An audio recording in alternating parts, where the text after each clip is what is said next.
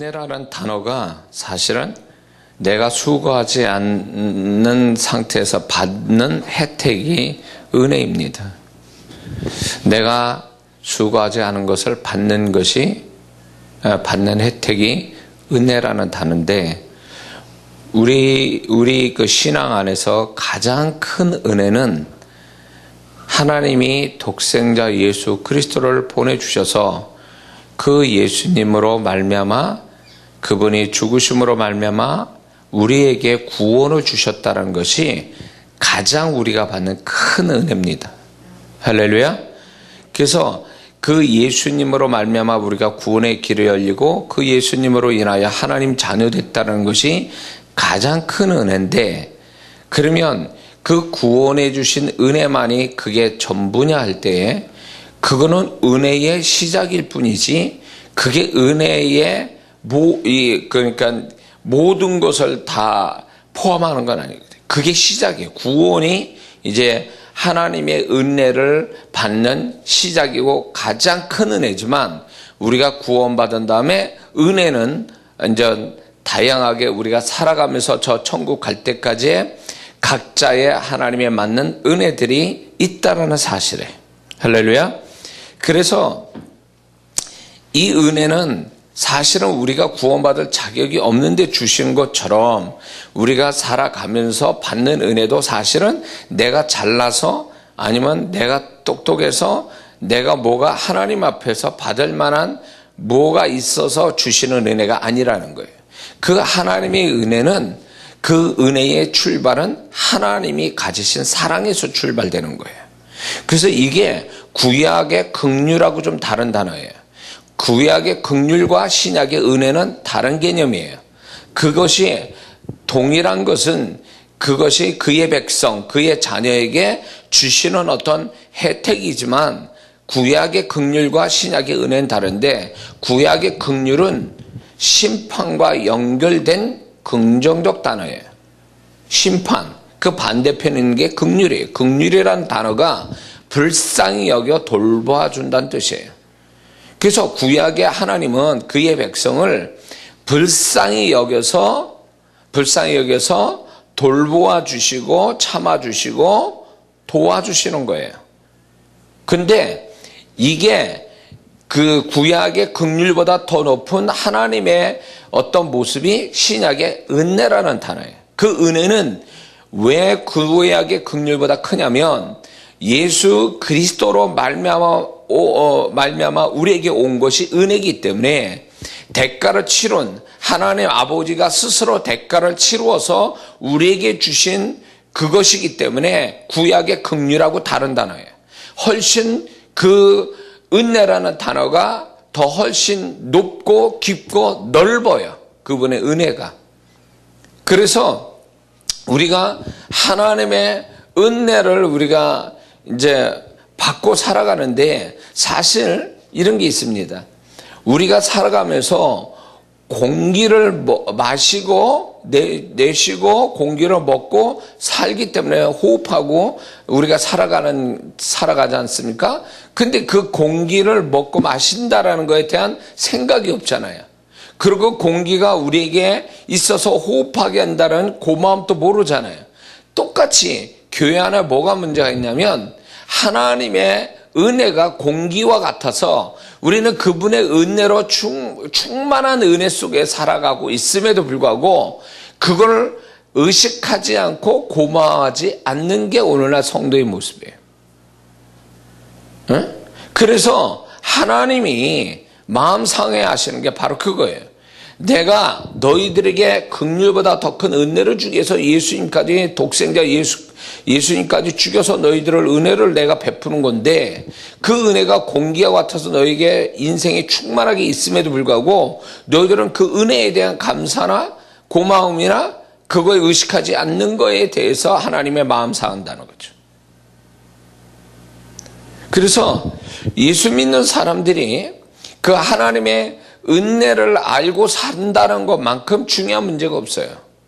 하나님의 은혜가 나한테 어떻게 오는지를 우리가 살펴서 그 은혜를 기억하고 그 은혜에 감사할 줄 아는 사람이 은혜, 더 큰 하나님의 은혜를 받고 사는 거거든요. 근데 많은 그리스도인들이 이런 게 있습니다. 자, 예를 들어서 일주일 내내 주님 생각하지도 않고 살던 사람이 때 되면 교회 나옵니다. 주일날 교회 나와요.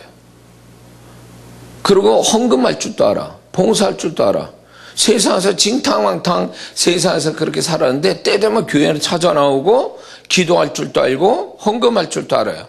근데 이게 이상하다고 생각하는 사람이 드물어요. 왜냐면 그냥 세상에서 먹고 사냐고 열심히 냈다 어느 날 주일날 돼서 예배 드리는 것이 그게 너무 자연스럽고 그게 당연한 것 같고 그게 정말로 저절로 되는 걸로 착각하고 있어요. 그게 신앙의 습관이 돼서 그렇게 되는 줄 알아요. 아니요.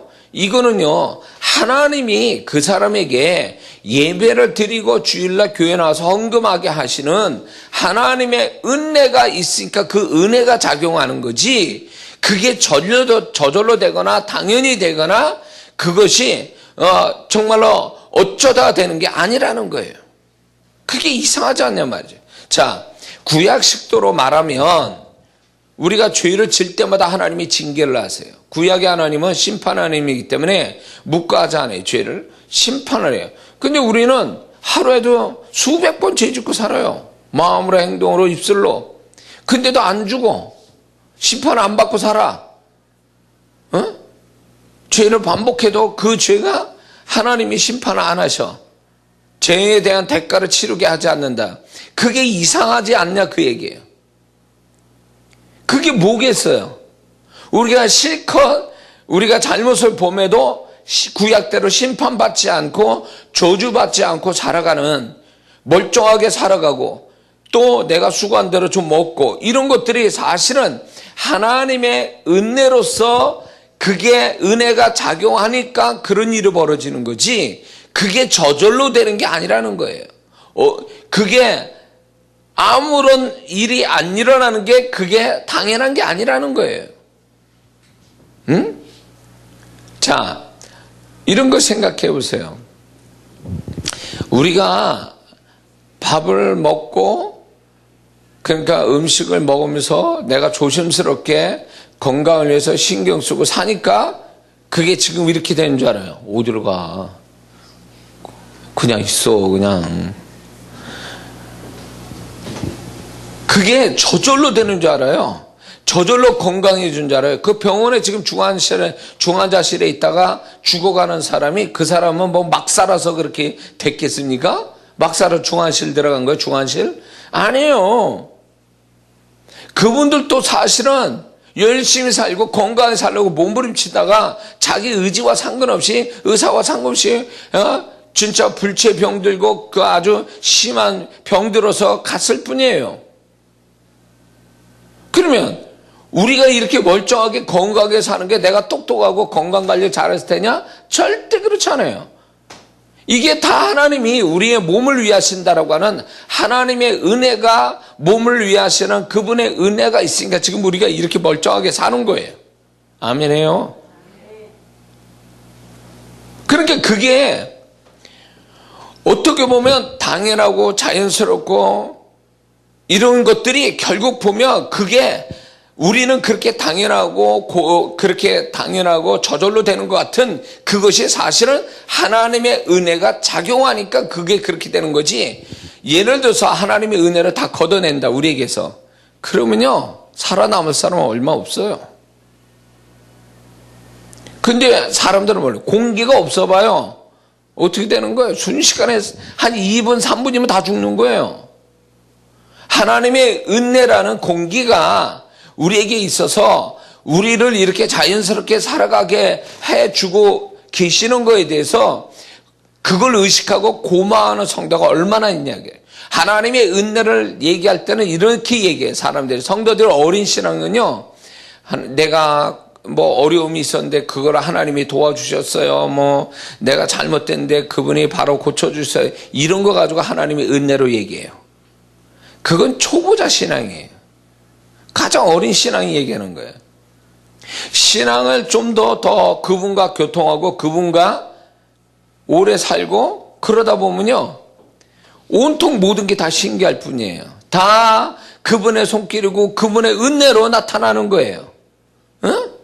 그런 거에 대해서 감사하면서 살아가야 하나님이 기뻐하시고 하나님이 더욱더 영광을 받으시는데, 하나님의 은혜가 거기만 있었냐 그 얘기예요. 그 사람한테 그 부부만 하나님이 은혜가 거기에 있었겠냐 그 얘기예요. 그 이상의 은혜가 있을 텐데 그걸 발견을 못했을 뿐이지 없는 건 아니었다 이 얘기예요. 어린아이가 자라가는데 이제 뭐랄까 소위 세상에 싸가지 없는 자식은 지 혼자 큰 줄 알아요. 그래서 부모가 돼봐야 부모 마음을 알고 자기를 부모가 어떻게 키우는지를 알게 되거든요. 근데 그 어린애를 키울 때 부모가 얼마나 많은 생각에 많은 애를 돌보는 그게 있었겠습니까? 그래서 건강하게 자란 거죠. 그런데 그 건강하게 자라는, 자기가 건강하게 부모 도움받아서 자란 것이 그게 저절로 된 줄 알아요. 실은 그 자식이 자랄 때까지의 부모가 수고하고 애쓰는 것들이 얼마나 많은데요. 근데 어린애 입장에서는 그거를 알 수가 없는 거예요. 어리기 때문에 모르는 거예요. 큰 것만 생각하지 작은 거를 모른다는 거예요. 그런데 신앙이 자라면, 애들이 자라면, 정말 효도하는 자식은 부모가 자기를 어떻게 키웠는지를 세세히 고마워하고 감사하고 그래서 효도하는 거죠. 불효자는 뭐예요? 불효하는 자식은 뭐예요? 자기 혼자 큰 줄 알고 불평하고 부모한테 불평하고 원망하고 그런 자식이 불효하는 자식이잖아요. 자기가 부모가 얼마나 이 정도 정상적으로 건강하게 키우기까지가 얼마나 힘들었는지를 모르는 거죠. 그 세세한 걸. 그러니까 그거와 같이 하나님의 은혜가 세세히 우리에게 미쳤기 때문에 충만하게 내 인생 속에 들어와서 내가 이렇게 멀쩡하게 지금 살고 신앙에 열심을 안 내도 때되면 하나님 찾고 기도하고 예배드리고 헌금할 수 있는 이런 모든 것들이 내가 선해서도 아니고 신앙의 습관이 돼서 그런 게 아니라 나를 신앙을 그렇게 이끌어가는 하나님의 은혜가 작용해서 지금 그러고 있다 그 얘기예요. 할렐루야. 그게 은혜지 내 노력이나 열심으로 되어지는 건 아니다 이거예요. 그것도 하나님의 은혜가 있어야 그게 내 노력과 열심히 빛을 발하는 거지, 하나님의 은혜가 없으면 그 내 노력과 열심도 아무것도 아닌 거예요. 응? 바울은 알았어요. 자기의 변화와 사도로서 수고할 수 있었던 배경은 자기 노력과 열심이 아니라 하나님의 은혜가 나를 그렇게 해주셨다 이렇게 고백하는 거죠. 오늘 이게 진짜 이게 바울이 하나님의 은혜를 안 사람이에요. 은혜가 어디까지 미쳤는지를 알고 있는 사람이죠. 응? 이러니까 하나님의 은혜를 이 정도로 알고 있는 이 바울에게 하나님은 더 큰 은혜를 주시고, 그래서 더 큰 은혜가 어디까지 간 줄 아세요? 바울이 이거예요.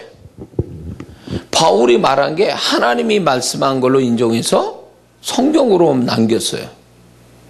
성경은 하나님의 말씀이잖아요. 바울은 내가 지금부터 하나님 말씀 이제 전합니다 이렇게 쓴 적이 없어요. 그는 자기의 마음 안에서 진심으로 우러나는 것을 서신서로 썼는데 하나님은 그게 내가 말한 거야 이렇게 하면서 성경으로 기록해 놨어요. 바울이 주님을 위해서 복음을 전하기 위해서 움직였던 그 선교 여행이 내가 그렇게 하고 싶었던 거야. 그게 내가 원했던 거야.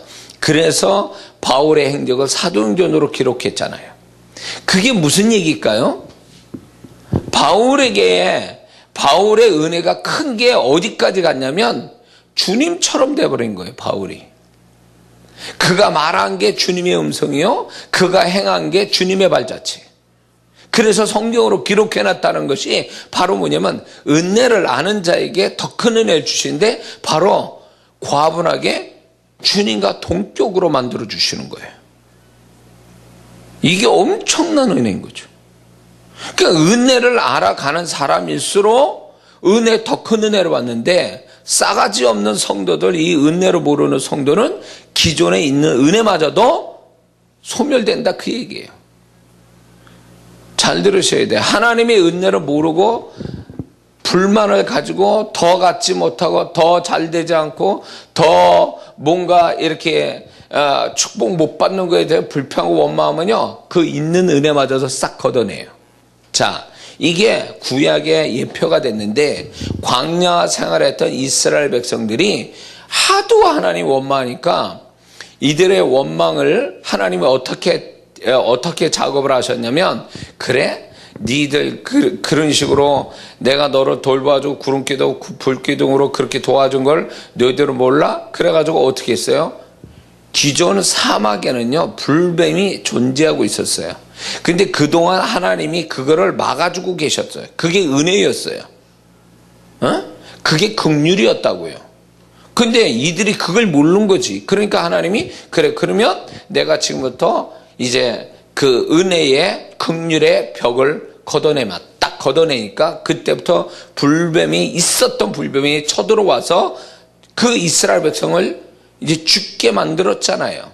그래가지고 살려달라고 그랬을 때 그 놋뱀을 만들어 높이 쳐들어서 바라보는 자가 이제 산다라고 하는 이 하나님의 단순한 이 기가 막힌 방법을 또 제시해 줘요. 그게 또 긍휼이야. 그러니까 이스라엘 백성이 자기들이 지금 하나님 보호 속에 살고 있는 거를 모르고 원망할 때, 그래, 내가 너희들 모르게 내가 너를 지켜왔던 거, 불쌍히 여서 돌봐준 거 걷어낼게. 딱 걷어낸 그게 그거예요. 한번 걷어내고서 불뱀이 들어오니까 죽음으로 끝장 보는 거죠. 신명기 8장에 가서도, 8장입니까? 신명기 8장에 가서도 하나님이 이렇게 말씀해요. 이들의 하도 은혜를 모르니까 내가 너희 의복이 40년 동안 헤어지지 않고 너희들의 샌들 신고 다니면서 발이 부릅지 않게 할 기억 못하느냐는 거예요. 왜 치사하게 하나님, 어떻게 보면 이런 것까지 하나님이 얘기를 하셔야 되나? 근데 하나님도 그렇게 얘기하실 수밖에 없는 게, 하도 하나님의 은혜와 긍휼함을 모르니까 내가 어디까지 너희들을 도왔는지 아냐? 난 여기까지 신경 썼어, 너희들한테. 그 건조한 습도가 낮은 그런 광야 생활에서 40년 동안 입고 온 옷이 한 번도 닳지 않았다? 이게 그들은요, 당연하게 여겼던 거예요. 그럴 수 있다고 생각한 거야. 아니, 그게 과학적으로 봐도 그게 그럴 수 있냐고. 옷 한 벌 가지고 40년 쓴다? 저도 옷 한 벌 가지고 10년 넘게 입는 옷도 있지만 40년 동안 옷을 헤어지지 않고 입었다? 그건 기적이죠. 근데 그들은 당연하게 여긴 거예요. 불뱀에 물려 죽자는 게 그게 당연하게 생각한 거예요. 그러나 당연한 게 아니었어요. 샌들 신고 행진할 때 그 발이, 그 모래가 들어와서 이렇게 발에 부르트는 것들에 대하여 하나님이 부르트지 않겠다라는 것이 이게 얼마나 큰 기적인데 그걸 몰랐던 거예요. 그러니까 하나님은 그걸 걷어내시는 거예요. 내가 너희들을 어떻게 했는 거 봐. 응? 그들이 아주 심각하게 하나님의 긍휼을 우습게 여긴 게 만나예요. 사막에서 매일 그들의 양식을 내려주셨는데, 만나로. 그런데 그들은요, 그 만나로 처음에 꿀 같고 꿀 같은 과자라고 그랬는데 나중에는 이 하찮은 음식, 박한 음식, 하찮은 음식에 질렸다 이렇게 얘기해요. 완전히 하나님의 긍휼하심을 아주 엄청나게 무시하는 거죠, 이게. 그러면서 애굽에서 먹었던 고기 생각, 과일 생각, 이따위 생각을 딱 하고 있는 거죠. 그러니까 하나님의 긍휼하심을 잊어버리고 그렇게 하니까 하나님이 가나안 땅을 못 들어가게 하신 거예요.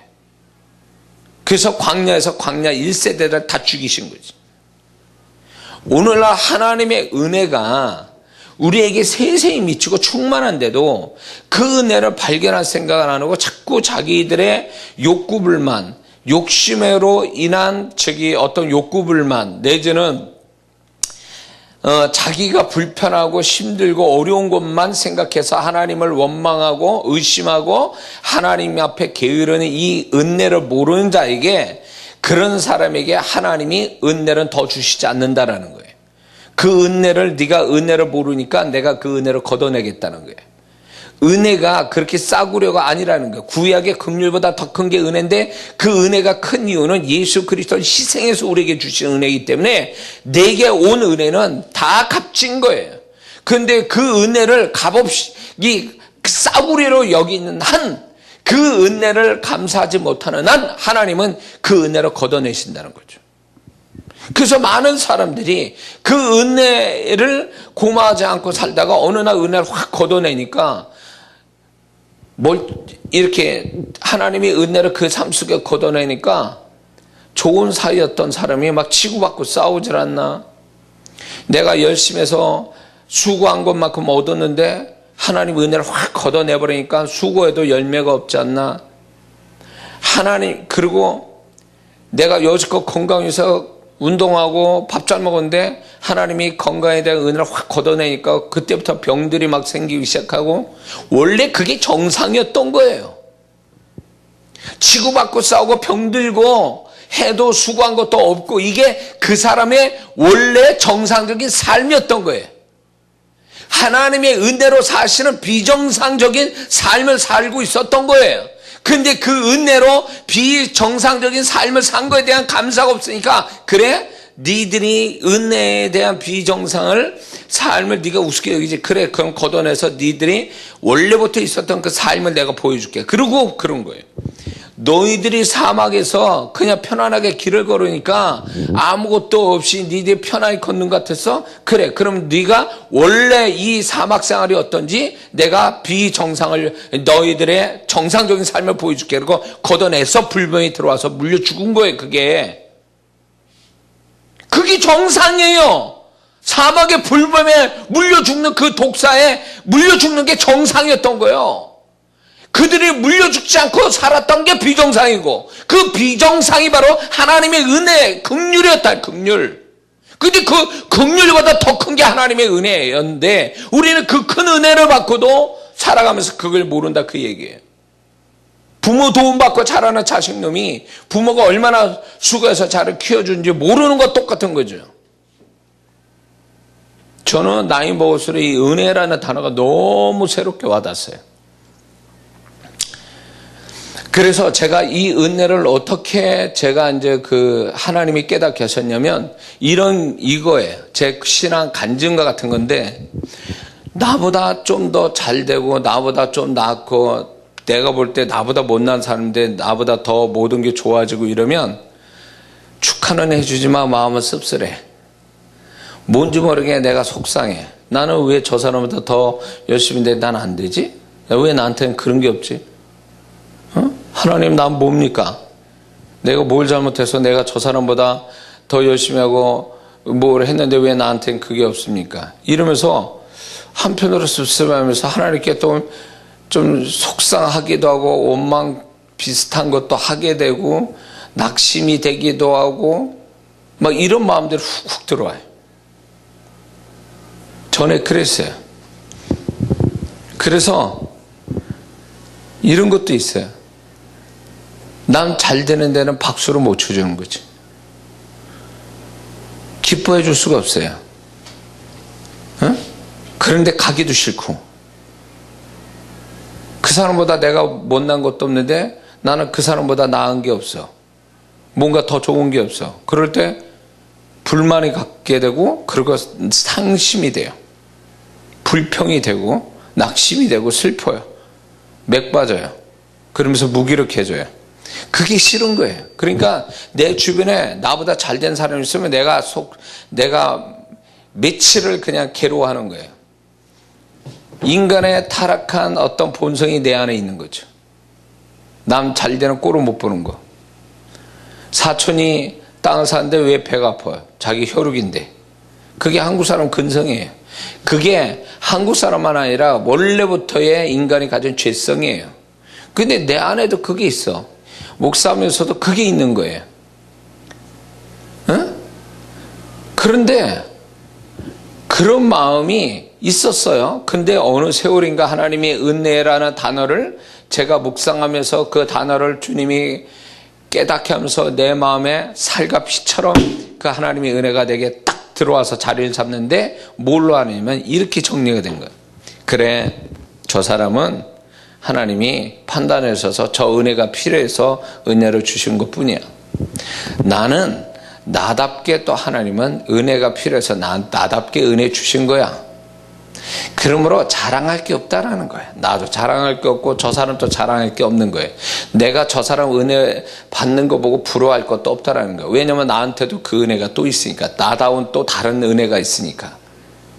그러면서 뭘 보게 되냐면 그전에는 사람을 보게 됐어요. 저 사람은 뭐 잘난 것도 없는데 저렇게 잘 됐어 라면서 사람을 보면 시기심도 갖고 그러면서 내 입장을 생각하면서 내가 씁쓸해하고 이랬던 모습이 사람을 보는 게 아니라 하나님의 은혜라는 개념으로 보기 시작하는 거예요. 하나님의 시각으로 보는 거예요. 하나님의 시각으로. 그렇게 되니까 하나님이 저 사람한테 저런 은혜 주셨구나. 또 감사하구나. 저 사람이 하나님의 은혜로 저렇게 살아가는구나.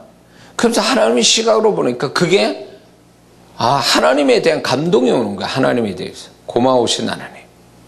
고마우신 하나님의 은혜. 응? 이런 게 있더라고요. 똑같이 목회를 시작했어요.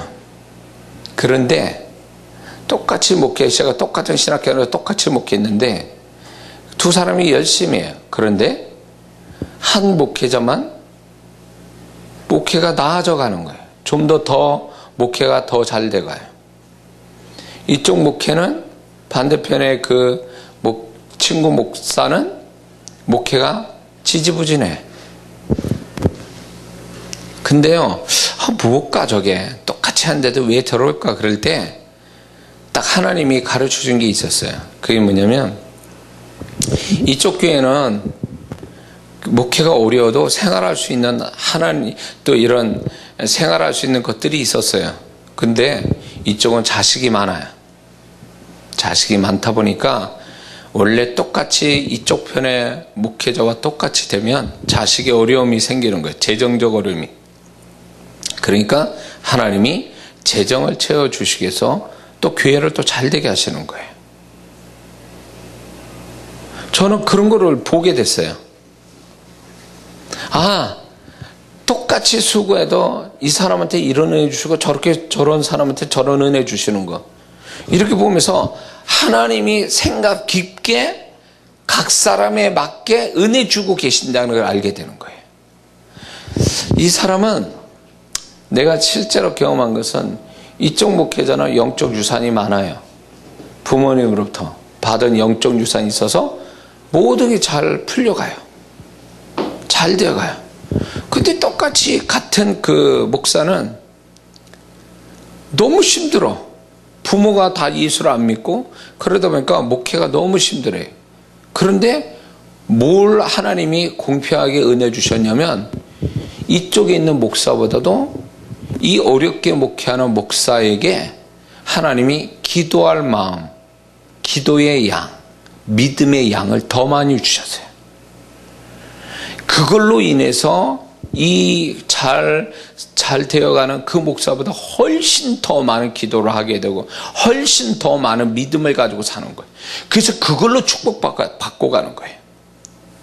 그럴 때 제가 딱 느끼는 게 여기는 영적 유산이라는 하나님의 은혜로 잘 되고 이쪽은 그건 유산은 없지만 하나님이 주신 영적인 열심을 통해서 축복을 받아가게 하는 거예요. 하나님의 은혜가 각 사람에 맞게 그 은혜가 딱딱 있는 거예요.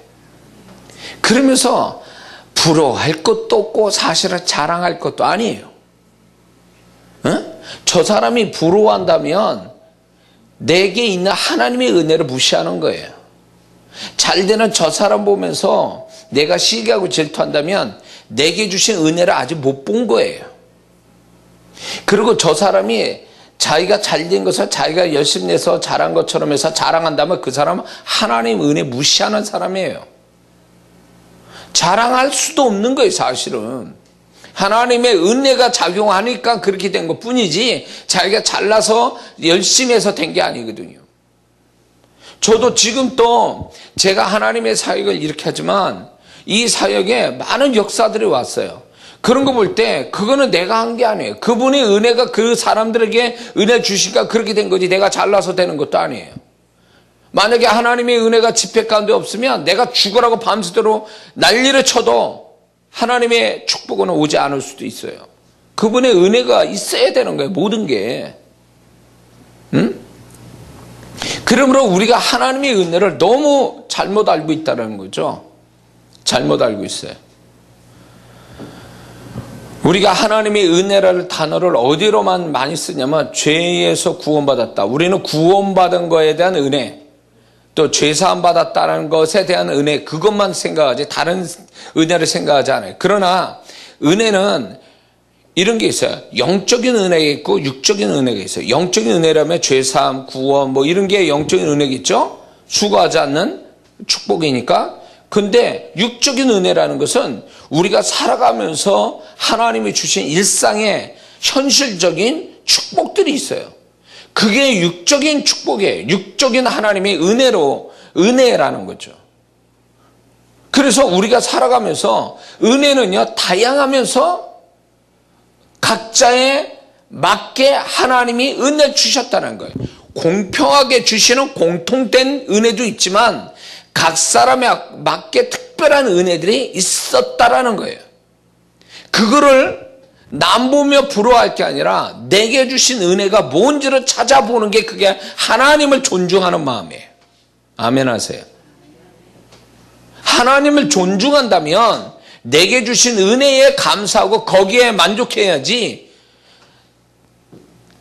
저 사람은 저 사람 맞게 은혜 줄 뿐이에요, 하나님이. 근데 그 은혜가 나한테, 그 은혜가 내게도 있었으면 하고 구한다면 이건 안 맞는 거예요. 응? 뭐가 같냐면 저 사람의 사이즈하고 나하고 사이즈가 틀려. 근데 내가 저 사람 부러워한다고 그 사람 옷을 뺏어다가 내가 입어. 그러면 그 입는다고 옷이 맞겠냐고. 그 옷이 안 맞는 거예요. 안 맞는 거예요. 하나님이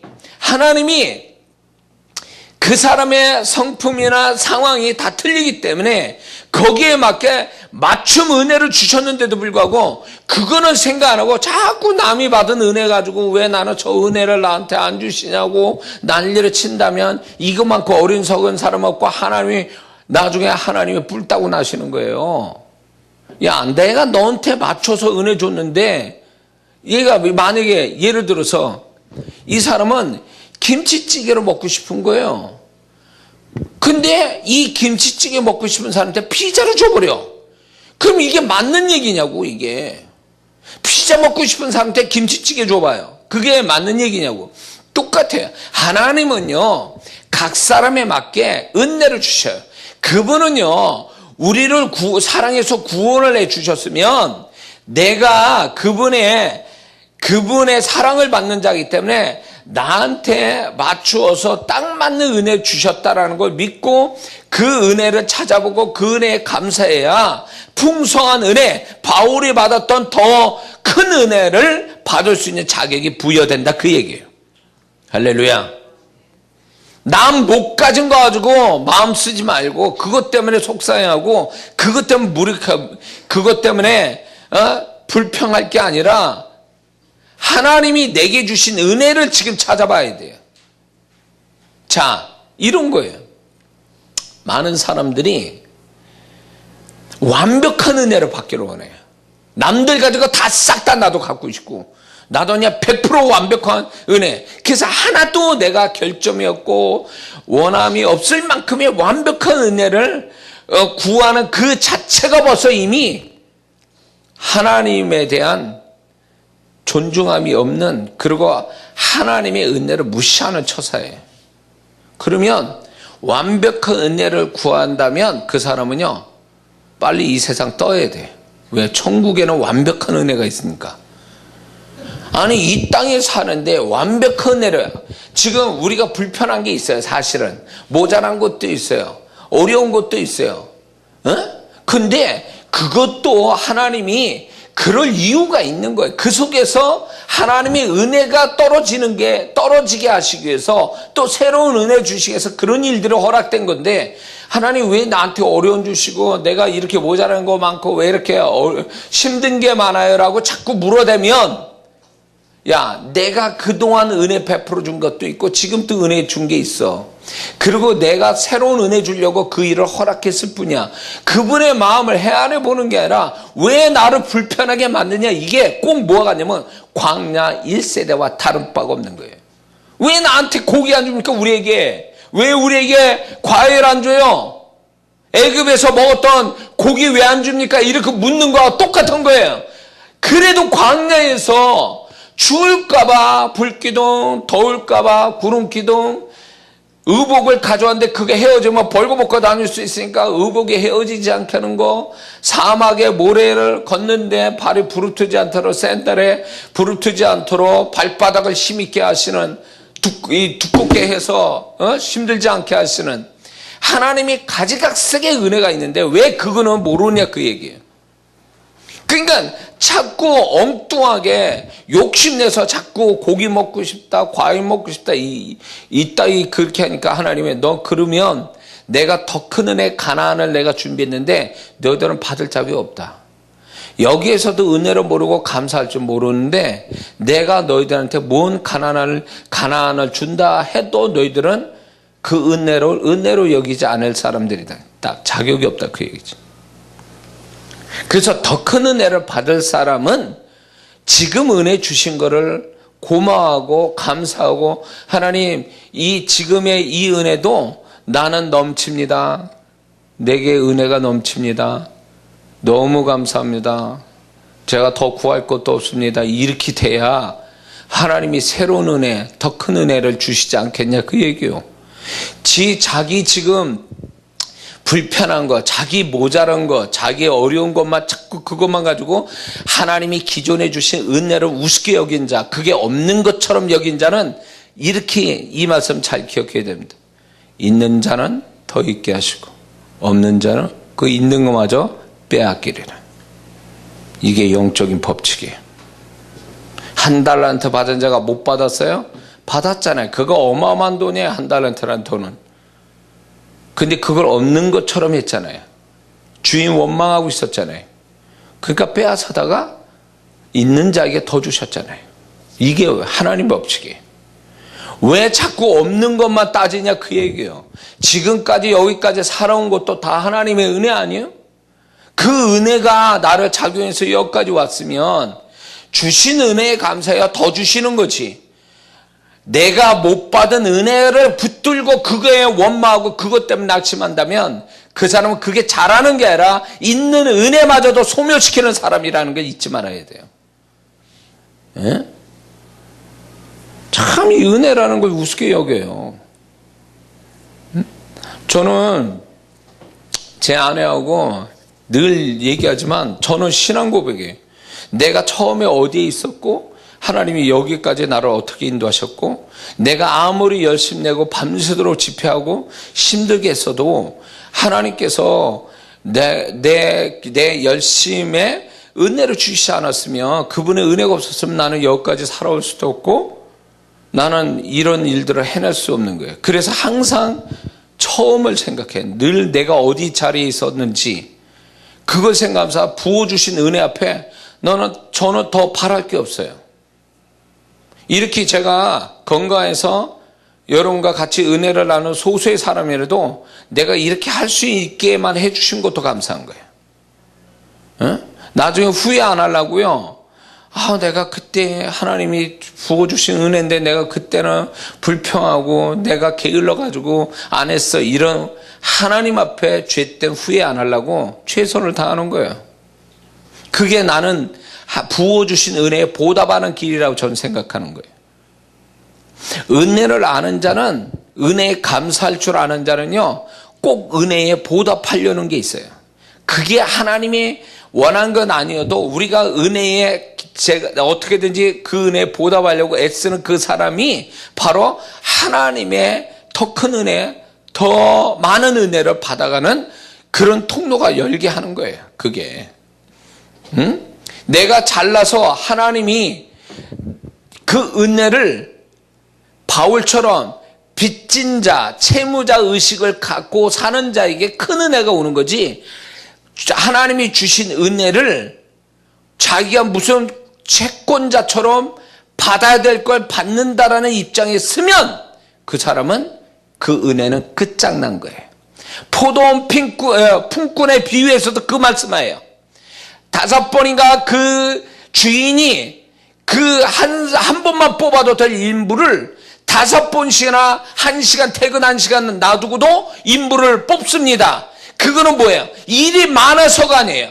놀고 있는 그 사람이 그때 당시 경제 사정으로 볼 때 오죽했으면 인력시장에 나와서 거기를 퇴근 1시간 놔둔 5시까지 나와서 누가 뽑아주기를 기다리는 그 절박한 그 사람을 그 주인이 알고 뽑아준 거 아니에요. 그래가지고 1시간 일해도 한 데나리온을 하루 품삯을 주는 이 주인의 마음이 얼마나 귀하냐 말이에요. 얼마나 좋은 사람이에요. 근데 먼저 온 사람들 몇 시간씩 막 10시간씩 이상을 일한 그 사람들도 똑같이 하루 품삯을 줬다는 얘기는 뭐예요? 저는 이렇게 생각해요. 네 싸가지 없다. 너 나 아니었으면 하루 품값도 못 받는데 지금 와서 또 달라고? 네가 1시간 일한 사람 1시간 일하고도 하루 품값 받으니까 니들은 더 받을 줄 알고, 거기 성경에 그렇게 주님이 더 받을 줄 알고, 그러다가 계약대로 한 데나를 주니까 원망했다. 저 주인을 원망할 이유가 뭐 있어? 계약이 이미 한 데나리온인데. 그거는 소위 말하면 그들의 먼저 와서 일한 사람은요, 은혜로 여긴 게 아니에요. 주인의 그 좋은 마음에 고마워한 게 아니라 채권자의 심리로 가지고 일을 한 거예요. 내가 받을 거 받는 거야. 나 열심히 일했어. 내가 받을 거 받는 거지. 근데 1시간 일하는 사람은 무슨 마음일까요? 채무자의 마음이에요. 빚진 마음을 하는 거예요. 오죽했으면 1시간 일했겠냐 말이에요. 이 사람이 품삯 받으려고 일을 했겠냐 그 얘기예요. 자기를 불러준 주인에게 고마워서 하는 거죠. 다음에 또 써줄 걸 기대하고. 그 채무자의 마음을 가진 그 1시간짜리 일한 사람에게 주인은 그 마음을 보고 하루치 품삯을 주잖아요. 1시간의 품삯이 아니라. 그러나 하루 종일 일한 사람은 더 주는 게 아니라 야박하게 하루치 품삯을 주는 건 뭐예요? 니들이 마음이 틀려먹었다는 거예요. 채권자 마음. 니들의 권리, 무슨 권리가 있어? 니들이 주인이냐 그거예요. 너희들이 처음에 어디 있었는가를 바라는 거죠.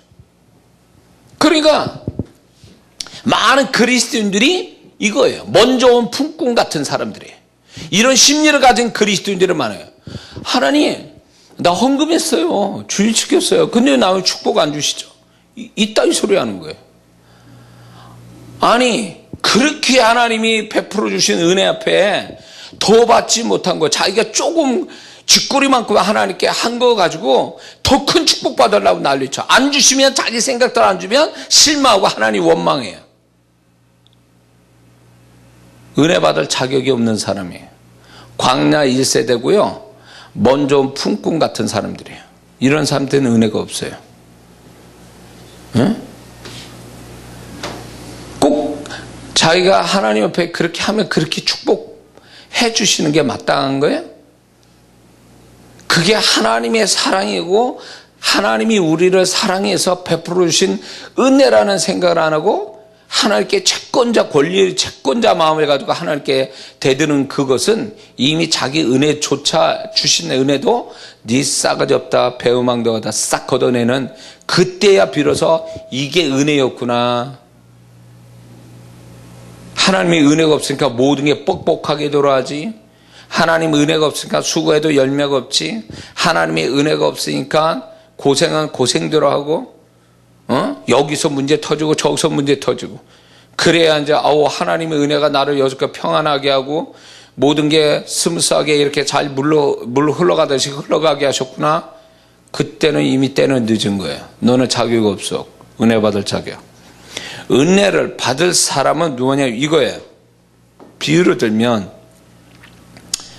내가 누구한테 정성을 다해서 선물을 줬어요. 근데 그 선물을 고마워하지 않아. 난 그다음부터 그 사람 선물 안 줘요. 절대 안 줍니다. 왜? 고마울 줄 모르는 이 사람한테 내가 정성을 다해서 했는데도 고마울 줄 모르면 자격 없는 사람이에요. 제가 옛날에 그 교회에서 이제 친구가, 제 고등학교 친구가 어떻게 만나게 됐어요. 만나게 됐는데 그 친구가 신발 장사예요. 그렇게 떠돌아다니면서. 근데 이 친구가 이제 내가 목사인 줄 아니까 이 친구가 자기가 이제 팔리지 않는 새 신발이에요. 메이커는 아니어도 새 신발이에요. 그거를 한 보따리 해서 저한테 준 거예요. 한 보따리. 그래서 내가 이거를 어떻게 할까. 그러다가 이제 그때 보육원이 생각이 난 거예요. 보육원이. 그래서 내가 오가면서 봐왔던 그 보육원에 오래된 데예요. 그래서 제가 거기에다가 기부를 해야 되겠다. 근데 신발을 이렇게 하나도 안 신은, 메이커는 아니어도 깨끗한 신발이고 사이즈가 다양하니까 거기 있는 아이들이 잘 신으면 좋겠다. 그렇게 해서 제가 그것도 좀 아쉬워서 제가 봉투를 하나 딱 준비를 또 했어요. 그거 다 교회 재정에서 빼가지고 재정을 이렇게 헌금식으로 해가지고 같이 가져와서 그 원장님 만나서 이제 이렇게 드리려고 갔어요. 우리 집사님 한 분 데리고 딱 갔는데, 이 사람이 받는 데 익숙한, 원장이 받는 데 익숙한 사람이라 내가 그러면서 거지 같은 이 원장은 평생 남이 도움이나 받고 줄 줄 모르고 살 것 같다라는 생각 훅 들어온 거예요. 딱 들어갔는데 누가 왔다 갔나 봐. 커피 잔이 2개가 딱 있더라고. 그러고 이제 내가 들어갔어요. 그 집사님하고. 제가 어디 교회 목사입니다. 우리 집사님들. 제가 설명을 쭉 했어요. 이런 게 저한테 들어왔는데 제가 상담해서 이렇게 왔습니다. 그리고 교회에서 조금 헌금을 준비했습니다. 제가 이렇게 얘기했어요. 그러면 앞에 온 사람이 커피 2잔 먹었잖아요. 하다못해 물이라도 줘야 될 거 아니에요. 아니 물도 안 줘. 근데 내가 그거를 딱 내놨어. 딱 내놓고 이제 저는 이제 정선자 이해가지고 이렇게 했어. 그러니까 이 양반의 짝 첫 마디가 뭘 얘기하냐면, 뒤에 건물을 뭔가 다시 지으려고 하는데 이러면서 이제 소위 말하면 돈을 내라 그거지. 나보고 이건 아무것도 아니다 그런 거야. 근데 이 양반이 고마워하지도 않아. 내가 오히려 딱 그 순간에 그 얘기 들으면서 내가 가져간 게 잘못했구나. 이 사람은 이런 걸 고마워하는 사람이 아니라 돈 많이 가져온 그 후원자를 원하는 거였구나. 그래서 제가요, 물 한 잔 안 주고 우리 집사님하고 같이 갔는데, 그래서 그렇게 하고 얘기 나오면서 내가 2번 다시 여기 나온다. 네, 그러고 나왔어요. 이야, 진짜 거지 같은 심령이, 완전 거지, 가난의식으로 충만한, 그게 내가 볼 때 그 보육원에 있는 아이들을 위한 마음이 아니었던 거예요. 지금 번듯하게 줬어요. 그 원장 잘 먹고 잘 살 거야 아마. 그 애들을 위해서 한 게 아니라. 네, 알거든요. 그 소식을, 그 뒷배경을. 그게 이게요, 고마울 줄 모르고 받는데 익숙해져 버리니까 더 이상 주고 싶은 마음이 없는 거야. 누구나 다 그래요. 저만은 그런 게 아니라. 하나님도 그럴 수 있어요. 주시는 애 고마울 줄도 알고 당연히 여기고 더 달라고 난리치는 사람은 있는 거마저 빼앗아 버릴 판이에요. 응? 제가 이런 일이 있었어요. 제가 이제 그 목회자 지방에 이제 가입을 하려고 그럴 때, 제가 옛날부터 알았던 목사님들이지만 제가 그분들을 존중하는 마음으로 예의 갖추어서 제가 이제 그 겨울에 했어요. 몇 년 전 겨울에 했어요. 그래가지고 겨울에 없는 그 과일을 사고, 그 다음에 제가 책 낸 거, 그걸 포장을 딱 해가지고 몇 분을 내가 이렇게 찾아가서 이제 인사를 했어요. 그렇게 안 해도 돼요. 그렇게 안 해도 돼요. 안 해도 되는데 나는 이제 그분들의 예정을 생각하고 내가 예의를 갖춘 데서 그렇게 했어요. 한 사람도 고마워하지 않아요. 그다음부터는 없어요. 제가 새 책이 나왔는데 주고 싶은 마음이 하나도 없는 거예요. 하나도 없어요. 내가요, 야, 이게 내가 악해서 그런가? 난 아니라 봐요. 이건 하나님도 그러실 거라고 봐요. 고마울 줄 모르는 사람, 내가 고마움을 받고 싶은 건 아니에요. 근데 나는 그냥 예의를 갖춰서 그랬을 뿐인데, 그게 너무 오해하는 거예요. 또 오히려 내가 무슨 흑심을 가지고 와서 자기들한테 뭐 도움을 청하는 줄 알고 그러고 있는 거예요. 그래가지고 이분들은 자격이 없는 사람들, 줄 필요가 없다. 그래서 제가 한 번은 그중에 한 목사님이, 제가 친한 분인데 이분이 저한테 이렇게 하는 태도를 보고요, 내가 뭐라 하는지 아세요? 목사님, 그 책 좀 다 저한테 주시면 좋겠습니다. 내가 목사님한테 준 책 좀 나한테 줬으면 좋겠다. 다시 되돌려 받고 싶다. 이랬어요. 왜 그러냐면, 너무 내가 예의 갖춰서 내가 정말 힘들여서 만든 책을 나는 그분들 존중하고 정말 귀하게 여기고 준 건데, 이분들은요, 그거를요, 다르게 해석하는 거예요. 그래서 나를 완전히 나쁜 사람 만들더라고. 그래서 내가 그 책 달라고 그랬어요. 응? 나한테 달라고. 그러니까 이분이 다르게 얘기하더라고요. 그러니까 놀랬나 봐. 그렇게 얘기 나오니까. 그러니까 너무 이게 사람이 뭔가 이렇게, 그게 은혜잖아요. 내가 그렇게 한 거에 내가 그분에 대해서 은혜를 주는 것 뿐인데, 그분이 그렇게 나오니까 내가 그거에 대해서 안 되겠다는 생각이 드는 거예요. 응? 안 되겠다는 생각이. 뭐요? 왜 왔다다니? 자, 저는 하나님의 은혜라는 단어도 이렇게, 우리는 착각하는 게 뭐냐면 하나님이 무조건 사랑의 하나님이기 때문에 무한정으로 나한테 뭔가 주실 거라고 생각하지만, 아니요. 하나님의 은혜도 이게 기한이 있어요. 그리고 아는 자에게만 더 주시지, 모르면 그마저도 걷어내시나 하나님의 그 마음이 있어요. 그래서 하나님을 우습게 여기면 안 돼요. 하나님을 잘못 알고 있으면 안 돼요. 응? 그래서 저는 내게 주신 은혜가 뭘까? 계속 발견해 가는데요. 제가 한 가지 분명한 것은 이런 게 있었어요. 제가 집회를 그렇게 힘들게 했는데, 제가 몸이 좋은 사람이 아니에요. 온갖 병을 다 가지고 있었다가 이제 집회를 시작했는데, 제가 한 번 집회하고 그날 첫 번째 집회하고요, 일주일 알아 누웠어요. 그래서 이 다음부터 어떻게 이게 집회할까? 그런데 하나님이 내게 이렇게 영양 보충이나 건강할 수 있는 이런 것들을 소스로 다른 분들이 은혜 받았는데 주면서 제가 그걸로 이제 건강을 찾게 됐는데, 더 나아가서 저는 내 주변에 대상포진 걸리는 분들이 주로 있더라고요. 근데 그게 면역력이 떨어지면 나타나는 현상이고 잘 못 먹으면 그러는데, 저는 그렇게 막 힘들게 집회를 10몇 년을 하면서 난 한 번도 그런 걸 걸려본 적이 없어요. 난 그게 너무 신기해. 그러니까 하나님이 나를 지키셨구나. 내가 이게요, 허리가, 다른 사람은 모르지만 저 집회 오래 본 사람은 하지만, 제가 하룻밤 사이에요 15시간을 서보면서 사역을 한 적이 있어요. 하루에 15시간, 아침 저녁으로. 그래서 저녁 같은 데는 9시간까지 서서 사역을 한 적이 있어요. 이렇게 말하고 사역하고. 그런데요, 놀라운 건 허리하고 이 다리가, 발바닥만 아플 뿐이지 허리하고 다리가 그렇게 아프질 않아요. 그래, 9시간인데. 근데 나는 생각에 이제 시간이 좀 나니까, 야, 내가 건강을 챙겨야 되겠다. 그래가지고 제가 운동을 열심히 했죠. 하체 근육을 열심히 한다고 열심히 운동했어요. 그리고 집회를 했는데, 그러면 더 나아질 줄 알았더니, 아니요. 하나 도움이 안 돼. 하체 운동한 게.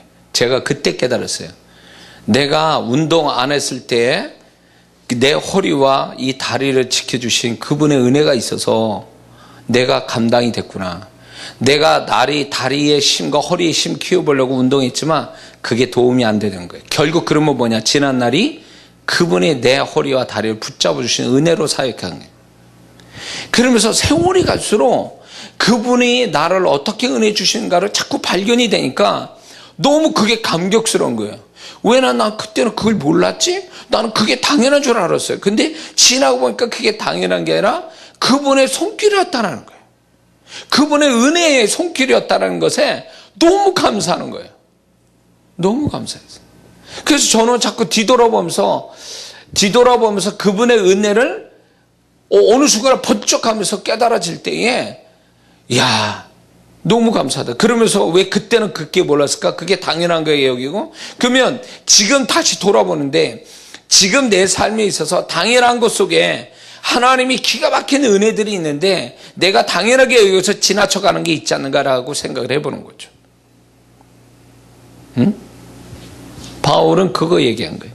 자기가 변화받은 게 하나님의 은혜로 된 거지, 자기가 잘나서 똑똑해서 된 게 아니라. 사도보다 더 열심히 내서 헌신한 것도 자기가 워낙 열심히 있는 사람이었기 때문에 된 게 아니라 하나님의 은혜로 자기가 열심히 있게 됐다, 그 얘기예요. 그 은혜를 아는 자니까 더 큰 은혜를 주시잖아요.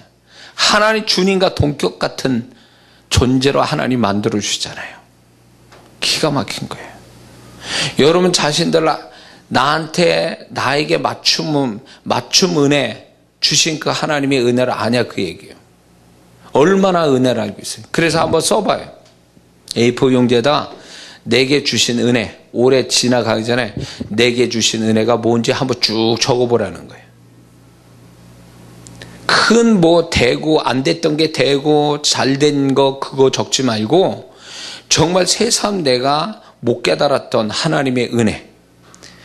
광야 1세대처럼 의복에 헤어지지 않고 발에 부릅지 않고 불뱀에 물려 죽지 않는 그런 어떤 아주 일상적이면서도 신기하고 당연하게 여겼던 속에 하나님의 은혜를 적어보라, 그거예요. 그 은혜를 감사하면 아마 내년엔 그 은혜가 더 큰 은혜가 올걸요. 근데 올 한 해 지나가는데 당연히 내가 살아온 게 내 노력으로 내 열심으로 살았는데 뭐가 감사할 게 있어? 내 노력과 열심으로 살았으니까 자기 영광만 취할 뿐이지, 만약 그렇게 하고 올 한 해 끝낸다면 그 사람 내년에 큰 은혜 없어요. 잘 보세요. 광야 1세대가 하나님의 은혜를 모르니까 가나안 땅 끝났어요. 못 들어갔어요. 어? 은혜를 알아야지, 하나님의 은혜를. 어? 다리 부러진 제비도 은혜를 알아서 흥부에다가 박을 줘서 흥부가 부재되게 만들어줬는데, 어? 은혜를 알아야지, 은혜를. 어?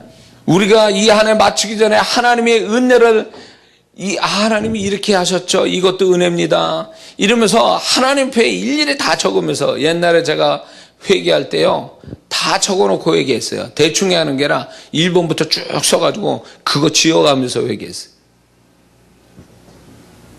그것처럼 하나님의 은혜를 쫙 적으면서 거기에 감격하며 감사 넘치는 마음에서 하나님께 정말로 여러분들이 정말 그 은혜를, 하나님 이 은혜 나한테 주셨죠? 라고 말할 때 하나님은 뭐라고 말씀하실 것 같습니까? 빙고, 네가 아는구나, 내 은혜를. 그럴 때 그 하나님이 얼마나 기뻐하시겠어요. 하나님은요, 하나님만이 가지고 있는 걸 우리가 알아들일 때 그게 그분의 기쁨이에요. 아멘 하세요. 그분만 알고 있는 걸 내가 알고 있을 때 그분이 얼마나 기뻐하는지 몰라요. 근데 우리가 당연히 알아들어야 될 그분의 은혜에 대해서 내가 모른 채 하고 지나가고 당연하게 지나간다면 이거는 완전 불효하는 자식과 다를 바가 없어요. 그러면 내년의 은혜는, 내년이 가나안 땅이 하나님 예비됐어. 근데 내가 광야 1세대야. 은혜는 모른 채 불평과 원망이고 모든 게 당연하게 여기고 그냥 이 한 해를 지나친다면 내년 가나안 땅은 없는 거예요. 내년은, 그렇게 된 사람은 내년은 또 광야예요. 우린 그걸 기억해야 돼요. 은혜가 되십니까? 그래서 우리가 하나님 앞에 안 되고 못 되고 모자라고 그것만 생각하지 말라는 거예요. 그거는 꼭 뭐가 아니고 광야 1세대가 하나님 우리 애굽에서 고기 먹고 과일 먹던 거 그거 자꾸 생각나는데 이런 거하고 똑같이 해요. 똑같아요. 그거는. 어? 그거를 볼 게 아니라 지금을 봐야지. 하나님이 지금 나한테 뭘 주셨는가를 봐야지. 안 주신 걸 가지고 얘기하면 안 된다, 그 얘기지. 그러니까 부정적인 사람은 하나님의 은혜고 축복이고 아무것도 없어요. 긍정적인 심령 안에서 하나님을 자꾸 긍정적인 걸 찾아봐야 하나님의 축복이 자꾸 나타나지, 부정적인 걸 자꾸 그렇게 자꾸 이렇게 없는 것만 들춰내면서 그거에 대해서 불평하고 원망하고 낙심하고 그러면 그 사람은 더 없게 돼 있어요. 법칙이 그래요. 있는 자는 더 있게 하시고 없는 자는 있는 것마다 빼앗기는 이 영적 법칙이 엄청난 거거든요, 이게. 그래서 제가 의도적으로 얘기해. 하나님 앞에 제 아내한테도 얘기해. 하나님이 정말 감사해. 이런 거에 또 감사해. 이렇게 얘기하는 게 내가 정말 감사해서 감사하지만 하나님 앞에 내가 이런 걸 기억하고 이런 거를 감사할 수 있는 사람이 된 거를 하나님께 알리는 거예요. 그래야 되지 않냐 말이에요. 우리가 다 마땅하잖아요. 그 은혜를 받을 자격이 있는 자들이 아니잖아요, 사실은 우리는. 그러나 그분의 사랑의 마음 때문에 그걸로 우리에게 은혜를 주셨으니 우리는 마땅히 해야 될 일은 감사하는 거예요. 발견해서 감사하는 거.